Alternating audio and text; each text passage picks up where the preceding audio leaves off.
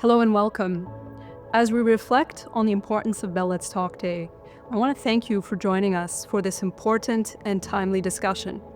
Cyber resilience starts within, tackling mental health challenges for cybersecurity's first line of defense. In the fast-paced world of cybersecurity, where threats evolve by the minute, our teams work tirelessly to defend our organizations and communities. However, this relentless environment takes a toll, not just on technology, but on people. To explore this topic, I sat down with a group of leaders who have unique perspectives in this field.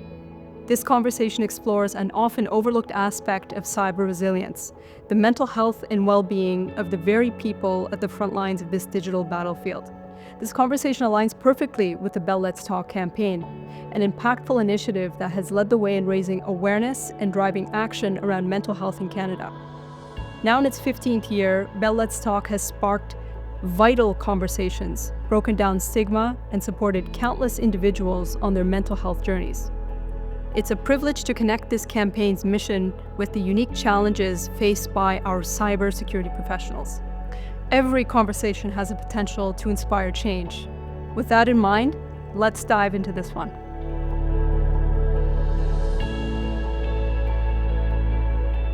A warm welcome and thank you to each one of you for being here for this critical discussion on mental health and cyber resilience. By way of introduction, I want to kick off by introducing some key members in this panel today. Mary Deacon, to my left, inaugural chair and founder of Bell Let's Talk Mental Health, the largest corporate commitment to mental health. Mary has been instrumental in driving the national conversation on mental health and creating tangible change across Canada. To her left, Rafi Wanunu, Vice President at Fortinet. Rafi is driving force in the cybersecurity industry with a focus on enabling secure environments while championing workplace well-being. To my right, John Menezes, President and CEO of Stratagem, now a proud Bell Canada company. John has led the charge in shaping cybersecurity solutions that prioritize innovation and the people behind the technology. And last but not least, we have Julia Zhu, Chief Director and Innovation Officer at Lectra Utilities. Julia brings deep insight into the intersection of technology and leadership with a focus on fostering resilience within her teams. I'm your moderator, Nisreen Shams, Assistant Vice President of Business Development at Stratagem, now proudly a Bell Canada company. I'm honored to be moderating this very important discussion today. To kick it off, very first question I have for everybody in the audience. Mental health is often a personal journey. So can each one of you share what mental health means to you and why the topic is important? I'll start off with Mary. Mental health is not just the absence of mental illness. I think it's important to understand that. Mental health and well-being is when somebody is flourishing in their lives, living a full, happy, productive life. And you can do that even if you live with mental illness. And I'm going to give you an example of that. I am a person who lives with serious treatment-resistant depression. And I would say that I flourish in my life. I lead a full, happy, productive life. My personal interest in mental health started as a family matter. My family has been deeply affected by mental health issues, having lost my two brothers about 10 years apart to depression and suicide. And that gets me up every single day to come to work to try and make a difference. Thank you, Mary, for that very personal sharing with us. Rafi, I'll ask you the same question. So mental health is often a very personal journey. Can you share with us your thoughts? I think mental health generally means being in a good state. So to Mary's point, you can still have challenges, but are you flourishing in work, life, friendship, family? And that's really what I think it means, right? I think sometimes we get carried away where, are you crushing it at work? But I think we've been too focused on that. We need to balance out friends, family, social, right? With all the pressures that we have in life, I think this is becoming more challenging to be in a good state. And a lot of people are entering, a neutral state or a bad state, I like to call it. And we're really focused on how do we get people back to that good state. Right? Thanks, Rafi. John? Mental health to me is a balance, It's a balance on what we're doing internally and a balance of how we deal with life. Being in cybersecurity and seeing all my friends challenged by having to be right every time. Every time you have to be right. You don't have an option to be wrong. And if you're wrong, the consequences are very serious. So there's tremendous pressure. And I've seen some of the best people in the business, are under stress, and as Mary said the other day, distress, and they still do their job. They still can't do the job, but there's no support for them. And to be honest, until 5 or 6 years ago, I didn't do anything with mental health. So I really think what Mary's been doing for the last 15 years is great, because she's been like a leader and in trying to educate everybody. So to me it's still new. I still don't know a lot about mental health. So I want to learn as much about mental health as everybody who's listening to this broadcast will want to learn, because I still don't know enough about mental health. Thank you, John. And Julia? So lots of have been already said, and I just wanted to also highlight the post-COVID situation. We are facing more of those mental health issues, and through isolations and through uncertainties, like what John mentioned, you have to be knowing what is things that you don't know, and also through those hybrid working, remote working, and then the work and the life blurry in terms of those lines, and knowing the boundary to know when to stop is not really there. And the people that we used to work side by side, it's not right beside us. And how we actually know how to get help, knowing that we're in a different situation, and everyone's stage of the mental health are very different, and the situation are very different. How you deal with those different stage and this situation. So I think this topic is really critical, and we have to keep invest time into those topics and the sharing with each other, and the industry level or organization level and personal level, and to really handle that situation. I think past the COVID, the WHO shows like more than 25% of the anxiety and depression has compared to the prior to the pandemic situation. So it's really critical for us to discuss that or to do something about it. Thank you, Julia. That was a great foundational answer from all of you. Let's pivot to some more actionable insights, and back to you, Mary, with a question. So Bell Let's Talk has been a catalyst for mental health awareness across Canada. What lessons from the campaign can organizations take to better support their teams, in your view? When I think of Bell Let's Talk, I really think of the two bookends on the program. And one is Bell Let's Talk Day, which is an annual day of conversation. We'll be having our 15th annual this year. And that's really an opportunity for organizations, individuals, workplaces, mental health organizations, schools, the military, everyone to put a spotlight on mental health, what they're doing in their organizations, what is important to them, what is working, where we're still falling down as a society. So that's sort of the one bookend, the Bell Let's Talk Day. And then the other bookend is really about internal leadership. And at the outset of this initiative, we made a very strong commitment to lead by example in workplace mental health. And, over this journey of 15 years, a lot has happened in workplace mental health. We have a national standard for psychological health and safety in the workplace. There are many tools that are available, policies, practices, and procedures to support employers in creating that psychologically safe workplace where employees can thrive. So there are a lot of tools available, and I really encourage all companies and organizations to pay attention to what is out there that they could take advantage of in terms of helping to support their employees, because by supporting their employees, it's both good for business and it's good for people. Thank you, Mary. So Julia, building on that, as the Chief Digital and Innovation Officer leading digital transformation at Electra Utilities, How do you balance the demand for innovation with creating a culture of well-being for your teams? It's hard. And but I think it's our responsibility as a leader, individual, and organization.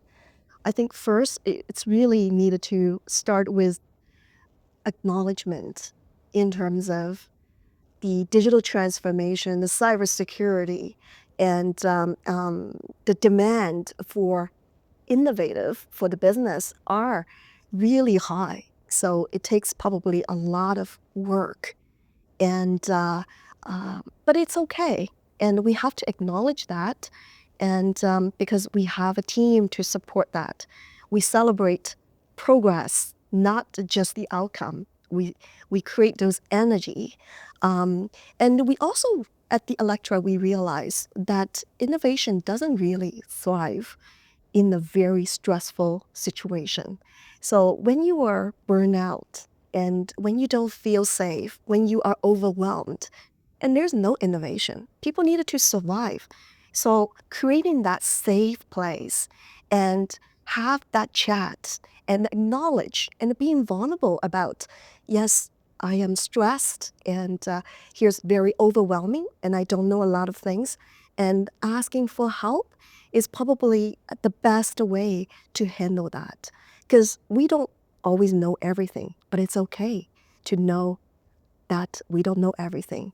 And innovation can thrive in that environment that people feel valued, safe, and energized.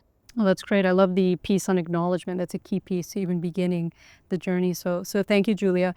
So John, let's bring it more into the cybersecurity arena. So in your role as Stratagem, you oversee cybersecurity first responders who operate under immense pressure. So how do you integrate mental health support into your organizational strategy to build resilience? I think to build on Mary and Julia's answer with leadership, I think it's all about leadership. I impress upon my leadership team to talk about mental health, because even though we say it's open and people should come and ask for help, we deal in a world of very, very smart people, very accomplished people, and they don't want to ask for help. They're not asking for help. If somebody came and asked for help, everybody's willing to help them. So how does my leadership team, how do my managers, how do our team leads, how do we recognize that perhaps this person is is stressed out or distressed, and so what we're trying to do, and what I talk to the team about, is to ask the question, okay, be present, and like Julia said, now with everybody working from home, it's made our life even more difficult, because you can have somebody who's at home totally distressed, cannot cope, but we don't have any interaction with them. So something that we've done is we've mandated that every manager has a team meeting at least once a week, and you have to be on the Teams meeting and you have to have your video camera on. You cannot come on the call without the video. You have to have the video on. Even though it might not show somebody's face that they're mentally stressed or they're having issues, they're there, they're participating, and I think that is key. But 5 years ago, I would never had this conversation with my leadership team. Mental health would have been like the 53rd thing on my agenda. Today, it's the number 1 or number 2 thing on my agenda. And something else I agree with Julia about. We are very agile, we're very innovative, and we're moving very quickly. If you're not in a good state of mind, you can't contribute to my success. You can't contribute to the success of the business. So it's not like we're doing our staff a big favor by making sure that they're mentally well. I think we're doing ourselves a big favor by ensuring that our staff is well taken care of and is mentally coping. And like I said in the beginning, we are first responders. The hackers are coming at us day in and day out, 7/24, every day, Christmas, New Year, Easter, every day. And we have to be there, we have to defend, and every time. Zero chance for mistakes. So you could just imagine living in that environment day in and day out. And I've been doing this for 25 years, so I understand more than anybody what it means to be in the trenches and the amazing stress that it puts on you bodily and mentally. Thank you, John. Can I just Yeah, absolutely. echo on one thing and then my personal experience? And I agree everything you said, except one, with smart people, they don't like to ask for help. And I think smart people even need more help, especially on the mental health side. And they don't even realize, and they are in the situation that they probably, that whole awareness is not there. And it takes confidence and the courage to ask for help. So if as a leader that we can, and creating that awareness and encourage asking for help. And it's not about you're smart or not when you ask for help. It's about, do you have that courage to ask for help? Back Can to the I just- acknowledgement piece. Yes, go I ahead. was Mary. just going to say, asking for help is actually a sign of strength and not weakness. And if we can, get people in our teams to realize that, it's a game changer. It's not a sign of weakness. I mean, if you had cancer and you needed to talk to your supervisor or employer, or you wanted to get support from your colleagues, you would tell them, I've just been diagnosed. My sister, I have just been diagnosed with cancer. I'm freaked out. I need support. I need time off. There'd be no question, right? Absolutely. So we need to get to that place where we think about mental health in the same way. Replace the word cancer with depression. So how would you start that journey, Mary? The question of, helping people become more comfortable asking for help. Where would you begin there in an organization? I think that the two most important things are creating the culture of openness and support. One of the things we started early on was, and I'm going to date myself and call them lunch and learns. Often not in person, but the virtual opportunities for people to come together to exchange and talk and realize that they're not alone. Training for people leaders to understand that their responsibilities as a leader include supporting their employees' physical health, right? You have an employee who needs physical accommodation of some kind, or it's also including mental health. It's not separate. The body is not divided in two here, right? And then openness from people in that milieu who are willing to share and be those courageous people who will talk about their own mental health. And that will help normalize it because it gives permission for others to speak up. So Rafi, turning to you now, Fortinet is at the forefront of cybersecurity innovation. What role do you think technology and automation play in reducing the mental burden on cybersecurity professionals? And how does Fortinet support its own teams? That's a great question. So I think, one of the things we've been noticing is as a company that operates 24/7, 365, literally in 27 countries, we're noticing the pace is just frenetic. And we're noticing an impact on folks, right? So we've tried to put in new technology, and we're noticing it's making a slight improvement in terms of filtering out some of the noise. So the signal to noise ratio. What we've really done at Fortinet is looked at the thought leaders, the Marys, the Bells, the strategists of the world, and we've kind of taken it from a two-pillar approach. One is from the top. So our CEO, president, the executive committee, 100% behind mental health support, mental health breaks, mental health timeouts. And the second piece we did is really, as they're key to our success. We're nothing without our thousands of threat researchers and programmers, right? So we've developed a program, financial support program, modeling the success that you've had, where people can find in community, local continuous support. And one of the things we heard back from our staff, the creators of the value proposition for Fortinet, is that sometimes it's difficult to find that type of in community, local, continuous support. So we created a financial program where they can go ahead, no questions asked, find that great support in community to get them through those bad states, or give them continuous long-term support that they need. And we found a huge improvement in the amount of people that are in a good state versus a bad state. It's a great example for the industry. Thank you, Rafi. So now let's shift gears more into exploring storytelling, trust, empathy, and how that's really fostering more mental resilience. And of course, I go back to Mary with this question. So Mary, based on your experience with Bell Let's Talk, How can enterprises use campaigns or storytelling to reduce stigma and create a dialogue about mental health? Well, the most effective way to combat stigma is by having contact with people with lived experience. So storytelling is really, really important. And you can have different kinds of storytelling, right? Where if there are people within your workplace or leaders in your industry who are open to talking about their mental health, or other people who are admired within the community in which you work, who are open to talking about mental health, whether they're in your industry or just admired in your industry, whether they're athletes or celebrities or leaders in your field. Having your teams have the opportunity to hear their stories and understand that you can have a mental health challenge and you can lead a full, happy, productive life. And the person you were in terms of your success and the role you've played in advancing, let's say, the industry or the number of medals you've won does not change, except you now know that that person lives with mental health issues. So storytelling is at the heart of affecting change when it comes to stigma. I love that. So what is it about storytelling in particular that you think is so powerful or can be so powerful in this situation?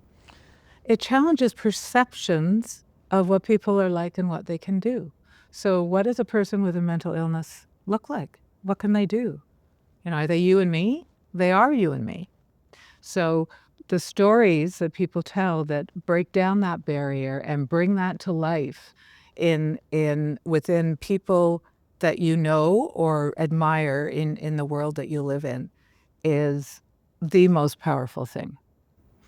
Thank you, Mary. Julia, turning to you and building on what Mary was saying, so fostering a resilient team requires more than just tools. It requires trust and empathy.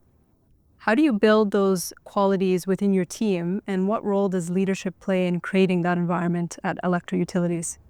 I think build on Mary's points and telling that story and being vulnerable and sharing that experience. And it's okay that you don't have it all, but you have a supporting network.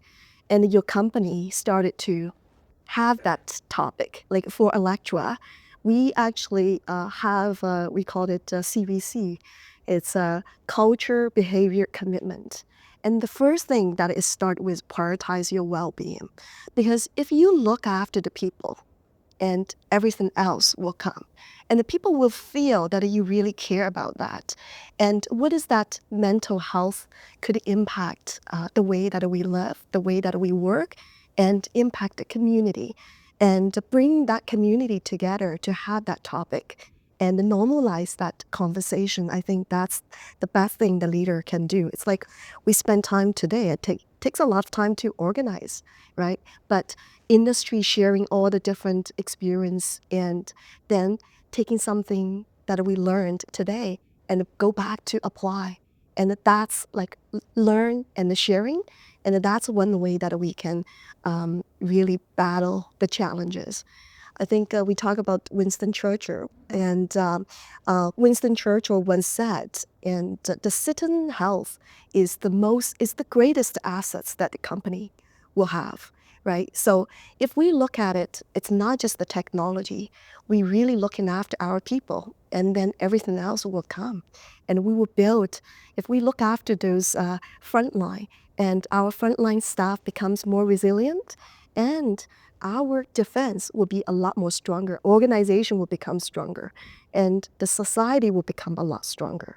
So collaboration and sharing that story and being vulnerable about it and to talk about it and have real resource to support it. And I think that's just, it's a progress. It's a journey. It's a journey. Yeah. Journey, not a destination. And that's something that that we really instilled here at Bell.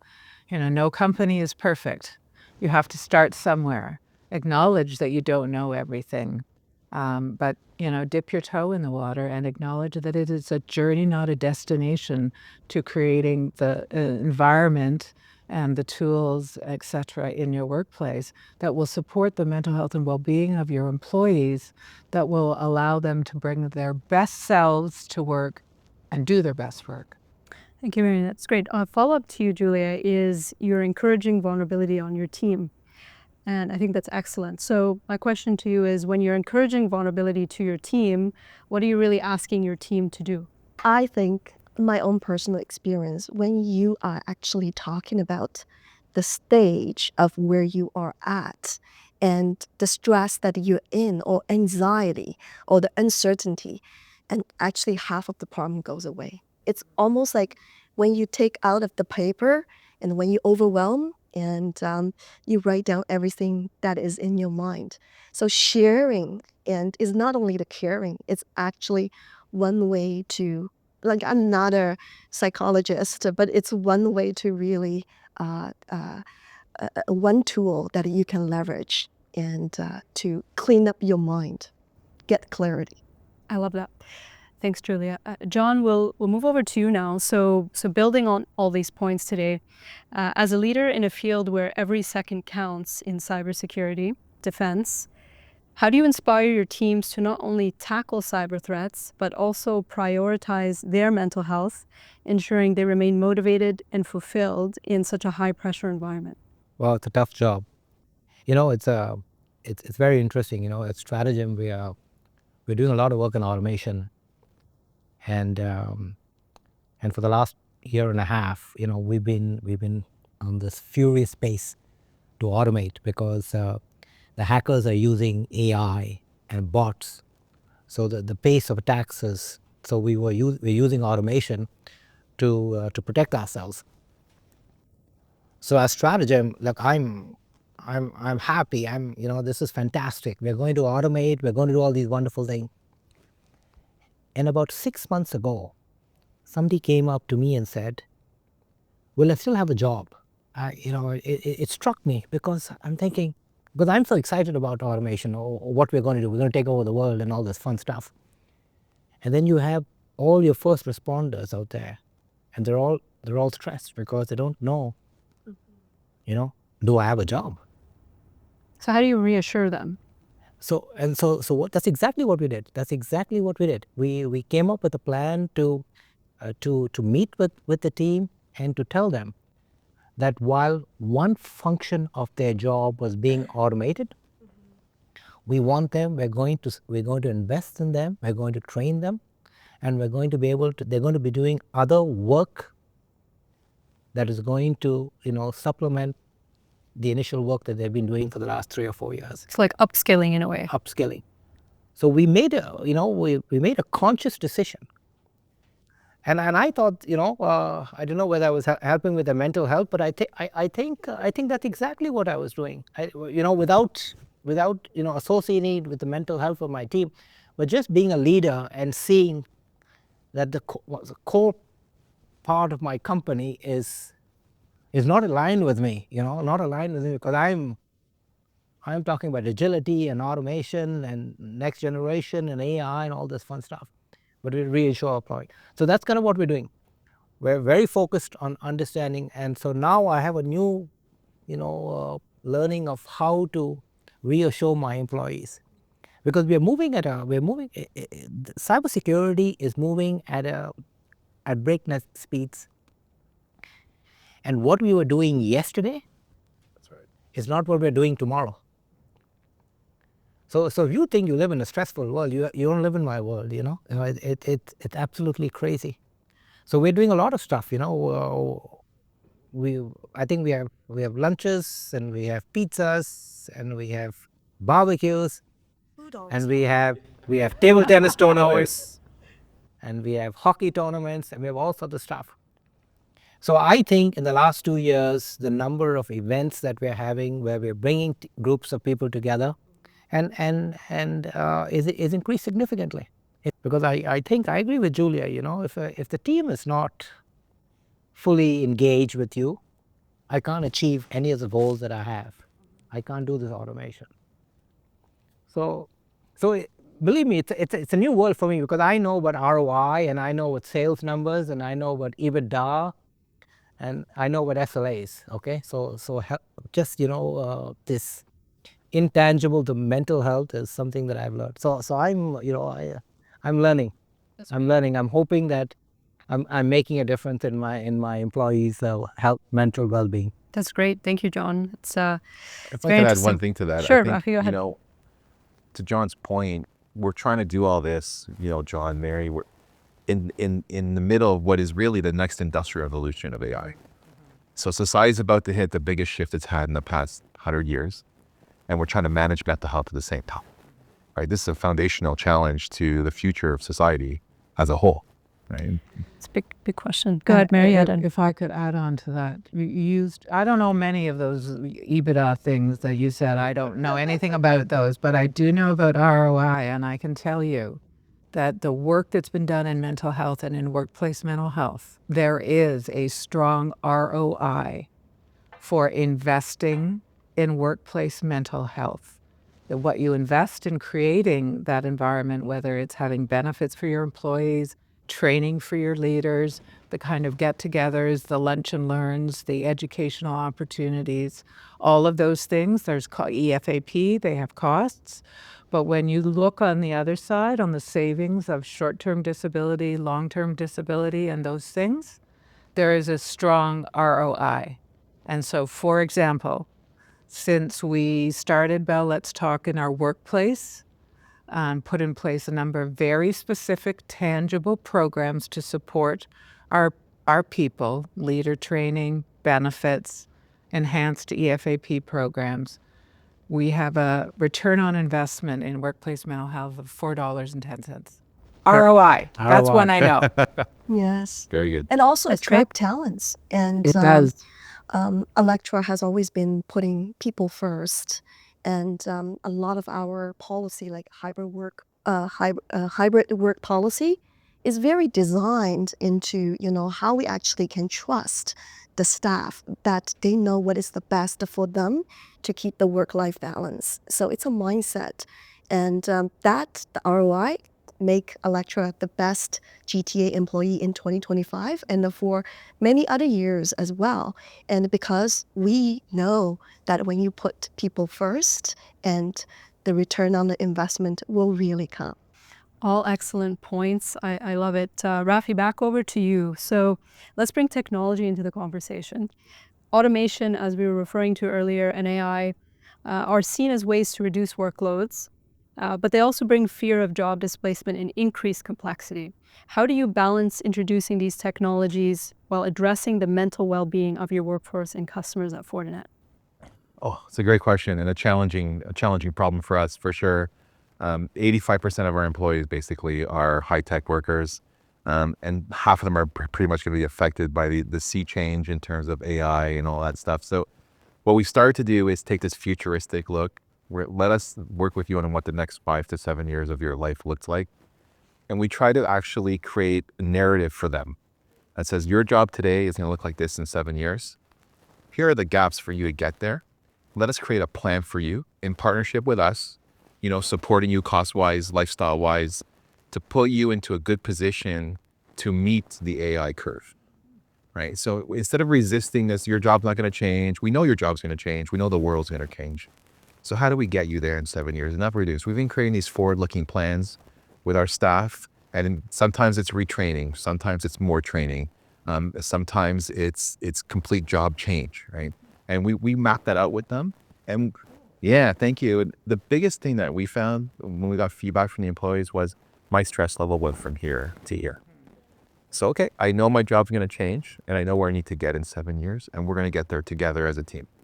And that's what we're trying to do. And it's a heavy lift for us. It's new for us, right?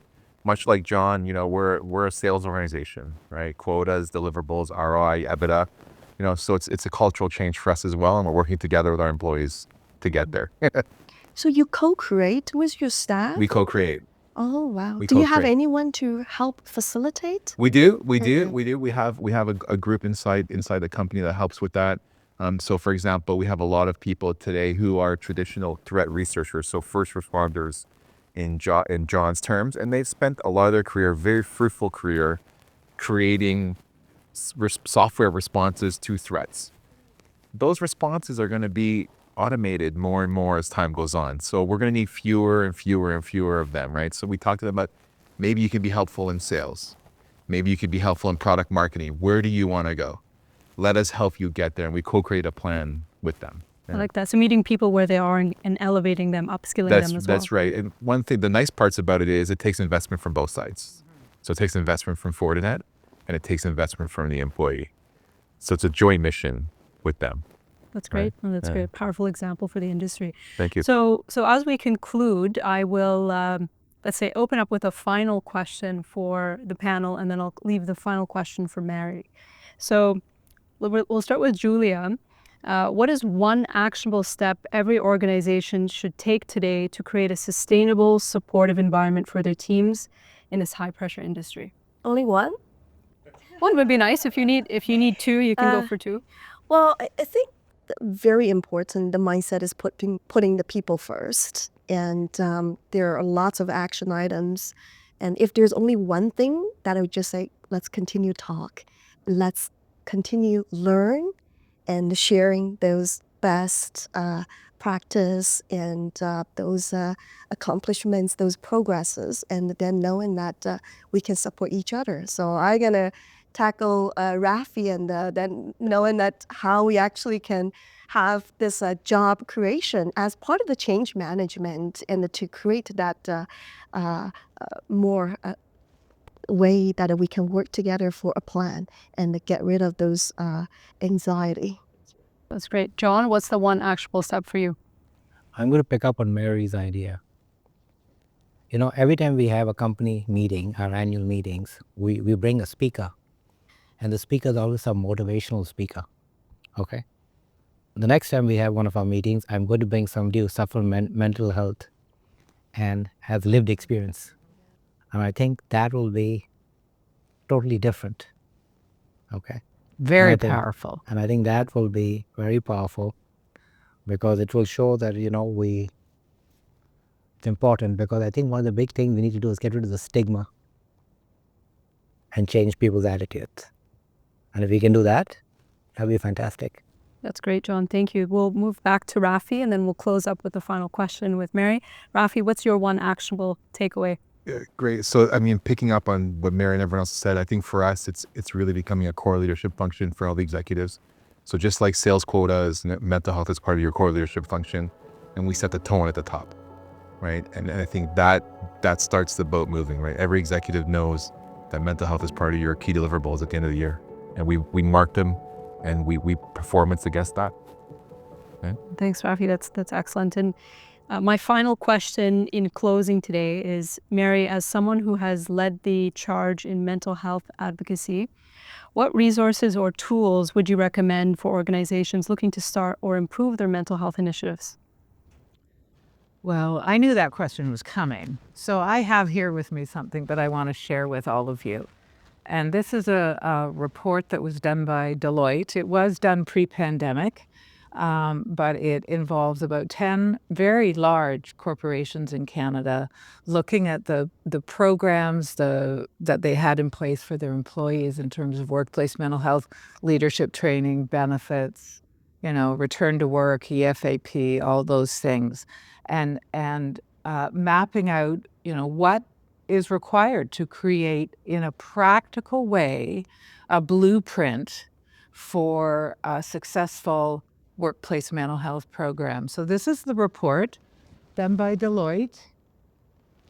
And I would strongly encourage everyone to, it's available in French and English, to read it. It's easy to understand, it's short, it's practical, and it will tell you what the highest return on investment things are that you could do in your company to help support your employees to bring their best selves to work, to support their mental health and ultimately the mental health of their families and their communities writ large, and also bring their best selves to work to support the objectives of the company. I agree, and we have here at Bell